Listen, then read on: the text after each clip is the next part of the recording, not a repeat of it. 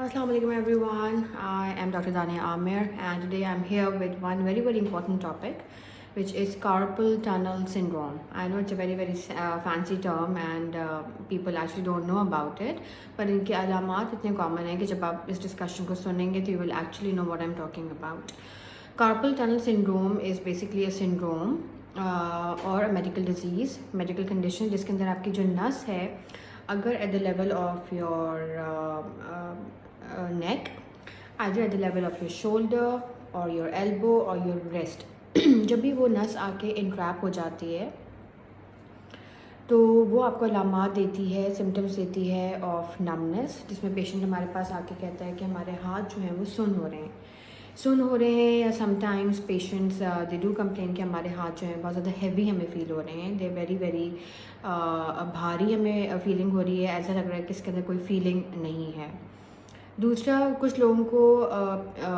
दे complain के उनको रात में सुइयाँ चुभ रही हैं, पिंस एंड नीडल सेंसेशन है, या कुछ पेशेंट्स हमारे पास ये भी वर्ड्स इस्तेमाल करते हैं एज इफ चूंटियाँ काट रही हैं। जब भी आपको सिम्टम्स ये वाला आ रहे हैं, जो कि बहुत ज़्यादा कॉमन सिम्टम्स हैं, बहुत ज़्यादा हमारी फीमेल्स में बहुत ज़्यादा कॉमन है क्योंकि इसके कुछ ऐसी वजूहात हैं जो कि हमारे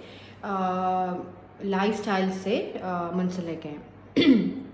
जब भी आपको ये प्रॉब्लम हो, नमनेस हो रही हो, पिंस एंड नीडल सेंसेशन हो रही हो, टिंगलिंग हो रही हो, सुइयाँ चुभ रही हों या फिर चूंटियाँ जैसी काट रही हैं वो आपको फीलिंग हो रही हो, हाथ भारी हो रहा हो, मोटर मूवमेंट आपकी सही नहीं हो जिसके अंदर आपकी ग्रिप इफेक्ट हो रही हो या वीकनेस हो रही है पाम्स की या रिस्ट की, या ये कि उसी के साथ साथ आपको चक्कर भी आ रहे हैं, when ever you move your neck या हेड तो आपको उसमें चक्कर आते हैं या फिर चक्कर के साथ आपको उल्टी मतली की भी शिकायत हो रही है, तो मोस्ट लाइकली रीज़न उसका ये होता है कि either there is a nerve entrapment, या आपकी जो नस है वो कहीं ना कहीं आके दब चुकी है, उसके ऊपर प्रेशर सिम्टम्स हैं, and for that purpose patients हमारे पास काफ़ी तकलीफ़ में होते हैं क्योंकि इट्स अ वेरी अनकम्फर्टेबल सी फीलिंग, क्योंकि इसके अंदर पेशेंट की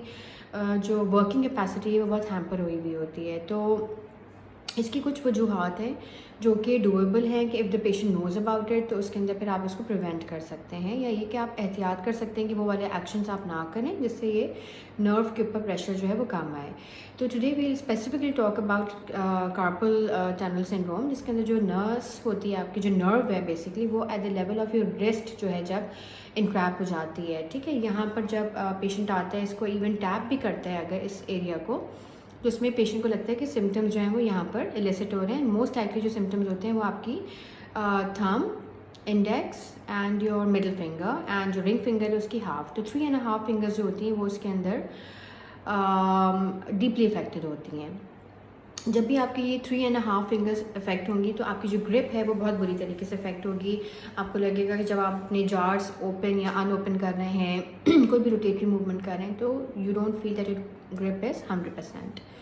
तो उसके अंदर फ्यू बेसिक चीज़ें जो हैं वो ये हैं कि अगर तो फॉर नो रीज़न अगर किसी का वेट गेन हो रहा है लेट्स से, तो जब भी वेट गेन होता है तो नर्व के ऊपर जो सिम्टम्स हैं ना वो प्रेशर सिम्टम्स ज़्यादा पड़ते हैं, तो that can give you symptoms of carpel tunnel syndrome के, जिसके अंदर मीडियन नर्व जो है वो, यहाँ की जो नर्व होती है that is called the median nerve. जब भी वेट गेन होगा या ये कि स्वेलिंग हो रही है हाथ में किसी भी वजह से, तो यहाँ पर जब भी नस के ऊपर प्रेशर बढ़ेगा तो आपकी नस जो है वो सिम्टम्स देगी, आपको ये वाली अलामात आएंगे। दूसरा ये कि वेट गेन किसी भी वजह से हो, चाहे वो थायराइड डिसऑर्डर्स हों, चाहे वो औरतों के अंदर पॉलीसिस्टिक ओवरीज हों, या वैसे वेट गेन हो रहा हो कि आप खाना बहुत ज़्यादा खा रहे हैं, आपकी work lifestyle balance is not there, लेकिन all result in the symptoms. बाज़ दफ़ा ये ऑक्यूपेशनल रीजंस भी होते हैं। ऑक्यूपेशनल रीजंस का मतलब ये कि पेशेंट किसी ऐसी जॉब के अंदर है कि जिसके अंदर हाथों का इस्तेमाल बहुत है, फॉर एग्जांपल टाइपिंग। जब भी आप टाइप करते हैं तो आपकी जो नर्व है दैट गेट्स इरिटेटेड, जब भी वो इरिटेट होगी it will give you some symptoms like numbness, tingling, pins and needle sensation and all of that. तो इसलिए history taking is very important. Physician को बहुत अच्छे तरीके से कॉजेज़ पता होने चाहिए और सारी कॉजेज़ को डिग इन करना चाहिए हिस्ट्री के अंदर, so that you can tell the patient कि भाई अगर ये ऑक्यूपेशन इंड्यूस्ड सिम्टम्स हैं तो you have to tell the patient कि भाई आपने अपनी टैपिंग को कम करना है या आपने अपने पॉस्चर को सही करना है। बहुत से लोगों का जो है वो कंप्यूटर पे बैठने वाला रूटीन बहुत ज़्यादा होता है, तो जब भी आप कंप्यूटर के ऊपर बैठे होते हैं तो आपका जो पोस्चर है that is very very important, क्योंकि बाज़ दफ़ा नेक सही नहीं है आपने रखी हुई, हाथ आपके सही तरीके से नहीं रखे हुए, तो it can all give these kind of symptoms. कुछ लोग ऐसे होते हैं जिनका वाइब्रेटरी टूल्स, कुछ ऑक्यूपेशन ऐसी होती है इसमें टूल्स का इस्तेमाल बहुत है, वाइब्रेटिंग टूल्स वो इस्तेमाल कर रहे होते हैं, जिसकी वजह से सिम्टम्स जाते हैं on your nerve. So occupational history is very very important. So अभी जो हमने कॉमन चीज़ें डिस्कस की वो ये कि अगर एक्सेसिव वेट गेन है ड्यू टू एनी रीज़न, चाहे वो आपकी लाइफस्टाइल हो या फिर किसी मेडिकल कंडीशन की वजह से हो, जो कि अभी वी हैव जस्ट डिस्कस्ड कि थायराइड डिसऑर्डर्स हो सकते हैं, PCOS हो सकता है, पॉलीसिस्टिक ओवरी डिजीज़, या फिर आपका और हार्मोनल इम्बैलेंसेस हैं, उनकी वजह से अगर आपका वेट गेन हो रहा है तो that can all result in the symptoms. तो अगर तो ये बीमारी इनिशियल सिम्टम्स के अंदर होती है, इनिशियल स्टेजेस के अंदर होती है, तो उसके अंदर we have to tell the patient कि अगर weight gain is the reason तो आपने वेट कम करना है, अगर ऑक्यूपेशन इंड्यूस्ड है तो आपने ऑक्यूपेशन को सेटल डाउन करवाना है, plus you have to release the pressure on the nerve. तो फिर हम पेशेंट्स को ऐसी दवाइयों के ऊपर रखते हैं जो कि नर्व रिलेटेड पेन को कम करती हैं, that works really nicely, and along with that we give them a painkiller जो कि एंटी इन्फ्लेमेटरी होता है, जो कि सोजिश को कम करता है नस की। तो two things work together, pain killers and the main part is muscle relaxants. तो वो फिर आपने अपने फिजिशियन से रब्ता करके मालूम करना होता है कि विच relaxant is more effective for you. Then we give a lot of gels जो कि anesthetic होती हैं, सुन कर देती हैं उस एरिया को, and we give splint bands। ठीक है, जो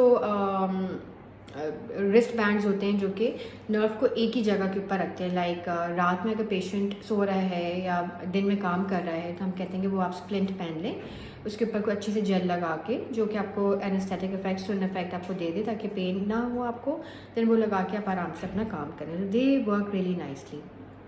बाज़ दफ़ा के सिम्टम्स बहुत ज़्यादा सीवियर होते हैं इस तरीके से कि पेशेंट की मूवमेंट इफेक्ट हो रही है, पेशेंट के हाथों से चीज़ें गिर रही हैं, पेशेंट की ग्रिप नहीं रह रही हाथों में, तो फिर उसके अंदर सर्जिकल प्रोसीजर होता है जिसके अंदर हम प्रेशर जो है हम रिलीज़ कर देते हैं अराउंड द नर्व। तो that is a surgical procedure which I am only telling for those patients who have severe form of CTS, carpel tunnel syndrome. अच्छा, ऑल्सो CTS जो है ये आपका यूनिलैटरल भी हो सकता है, like it can be in one arm और sometimes it can be in both arms. अगर नेक का प्रॉब्लम है तो it can give you results in symptoms in both the hands.